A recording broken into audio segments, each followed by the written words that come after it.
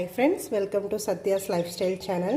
இன்னைக்கு நம்ம பார்க்க போற ரெசிபி வந்து ஒரு குழம்பு ரெசிபி தான் பார்க்க போறோம். இந்த குழம்பு வந்து எல்லாத்துக்குமே சூட் ஆகும். ஒயிட் ரைஸ் மட்டும் தான் இல்லாம இடியாப்பம், ஆப்பம், இட்லி, தோசை, சப்பாத்தி, நான் எல்லாத்துக்குமே இது செட் ஆகும். மஷ்ரூம் வச்சு இன்னைக்கு ஒரு குழம்பு தான் பார்க்க போறோம். அது எப்படி பண்ணலாம்ன்றதை பார்க்கலாம்.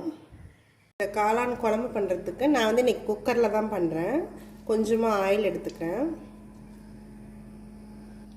எண்ணெய் நல்லா ஹீட் ஆகிடுச்சு. நான் வந்து தாளிக்கிறதுக்கு ஒரு பட்டை, 2 கிராம்பு, கொஞ்சமாக பெருஞ்சீரகம் போட்டுக்கிறேன், கருவேப்பிலை போட்டுக்கிறேன், ஆனியன் ஆட் பண்ணிக்கிறேன், கொஞ்சமாக சால்ட் ஆட் பண்ணிக்கிறேன். இது நல்லா நம்ம வதக்கிக்கணும். ஆனியன் வந்து நல்லா வதங்கணும், அப்போ தான் இந்த குழம்பு வந்து நல்லாயிருக்கும். ஆனியன் நல்லா ப்ரௌன் ஆகிடுச்சு. இப்போ வந்து நம்ம இஞ்சி பூண்டு பேஸ்ட் இதில் ஆட் பண்ணிக்கலாம்.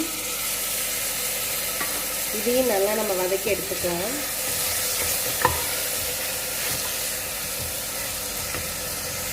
இந்த இஞ்சி பூண்டு பேஸ்ட் எல்லாம் நல்லா வதங்கிடுச்சு. இப்போ வந்து நம்ம இதில் தக்காளி வந்து நான் இந்த மாதிரி பியூரியாக அரைச்சி வச்சுருக்கேன், அதை தான் இதில் ஆட் பண்ண போகிறேன்.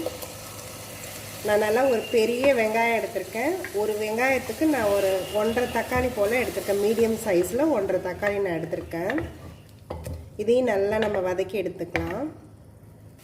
இது எல்லாமே நல்லா வதங்கிடுச்சு. தக்காளி எல்லாம் நல்லா பச்சை வாசனையும் போயிடுச்சு, இஞ்சி பூண்டு பச்சை வாசனை எல்லாமே போயிடுச்சு. இப்போ வந்து இதில் நம்ம ஸ்பைசஸ் ஆட் பண்ணிக்கலாம். நான் கொஞ்சமாக மஞ்சத்தூள் ஆட் பண்ணிக்கிறேன். ஒரு 1.5 ஸ்பூன் கிட்ட கொத்தமல்லி தூள் ஆட் பண்ணிக்கிறேன்.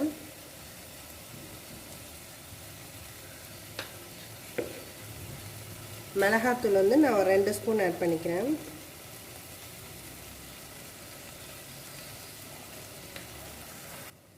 ஒரு 3/4 ஸ்பூன் வந்து கரம் மசாலா ஆட் பண்ணிக்கிறேன்.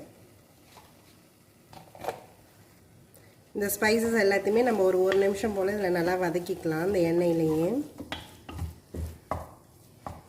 இது எல்லாமே நம்ம எண்ணெயில் நல்லா வதக்கியாச்சு. இப்போ வந்து நான் கழுவி வச்சுருக்க மஷ்ரூம் வந்து இதில் ஆட் பண்ணிக்கிறேன்.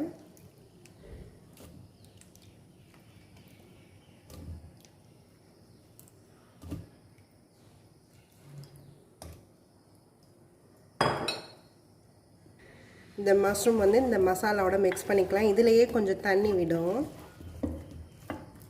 இந்த மஷ்ரூம் எல்லாத்தையுமே நான் நல்லா வதக்கிட்டேன். இப்போ வந்து நான் அதில் தண்ணி ஆட் பண்ணிக்கிறேன். இது நல்லா இந்த தண்ணியோட மிக்ஸ் பண்ணிடலாம் எல்லாத்தையும்.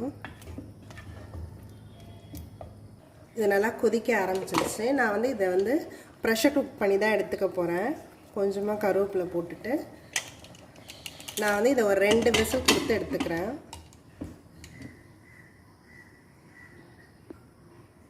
இந்த மஷ்ரூம் குழம்புக்கு வந்து நம்ம ஒரு மசாலா ப்ரிப்பேர் பண்ணணும். அதுக்கு வந்து நான் தேங்காய் எடுத்திருக்கேன். தேங்காய் வந்து இந்த அளவுக்கு எடுத்திருக்கேன்.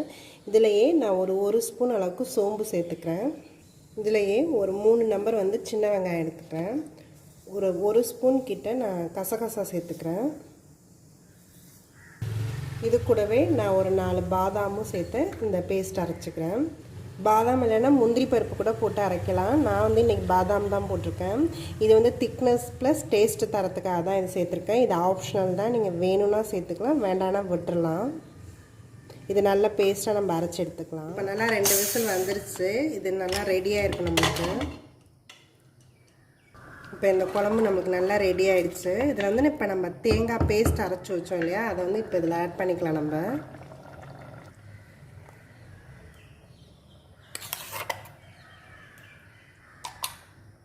இது நல்லா மிக்ஸ் பண்ணிக்கலாம். நம்ம இந்த தேங்காயை,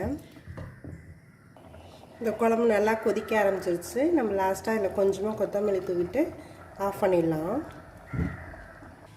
இந்த மஷ்ரூம் குழம்பு ரெடி ஆகிடுச்சு. இது வந்து ஒயிட் ரைஸோடு போட்டு சாப்பிட்றதுக்கும் நல்லாயிருக்கும். இட்லி, தோசை, சப்பாத்தி எல்லாத்துக்குமே இது நல்லாயிருக்கும். இது நல்லா அந்த நான்வெஜ் குழம்பு வாசத்துலேயே இது வரும். இது நீங்களும் ட்ரை பண்ணி பாருங்கள். என்னோடய வீடியோஸ் எல்லாத்தையும் பாருங்கள். மறக்காமல் எங்கள் சேனலை சப்ஸ்கிரைப் பண்ணுங்கள். தேங்க்யூ ஃபார் வாட்சிங்.